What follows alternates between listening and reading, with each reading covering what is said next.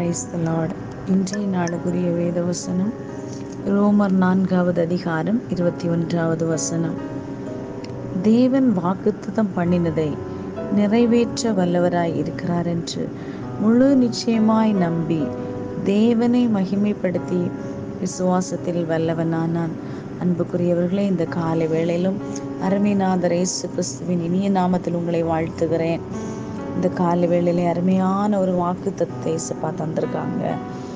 தேவன் வாக்குத்தத்தம் பண்ணதை நிறைவேற்ற வல்லவராய் இருக்கிறார். அவர் சொன்னதை செய்வார். அவர் சொன்னதை செய்யும் அளவும் கைவிடுவதில்லை என்று அவருடைய வாக்குத்தத்தங்கள் சொல்லுகிறது. இன்றைக்கு நாம் பொறுமையோடு அவருடைய வாக்குத்தத்தத்திற்காக காத்திருக்கிறோமா? இல்லை, வாக்குத்தத்தங்களை நாம் நம்முடைய இருதயத்திலே வைத்து அதை ஆராய்ந்து எனக்கு வாக்குத்தத்தம் பண்ணதை அவர் நிறைவேற்ற வல்லமுள்ள தேவனாய் இருக்கிறார் என்ற விசுவாசத்தோடு காத்திருக்கிறோமா? அன்புக்குரியவர்களே, அதற்கு மேலே உள்ள வசனத்திலே சொல்லப்பட்டிருக்கிறது, ஆபிரகாம் விசுவாசித்தான், அது அவனுக்கு நீதியாய் எண்ணப்பட்டது. அதனால் எல்லாம் முடிந்தது என்று நினைக்கும் போது அந்த இடத்திலே தான் இயேசுப்பா கிரியை செய்ய ஆரம்பித்தார்.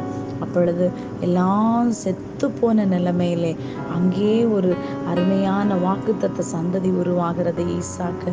அதுபோல நாமும் நம்முடைய வாக்குத்தத்தங்களுக்காக காத்திருக்கீங்களா?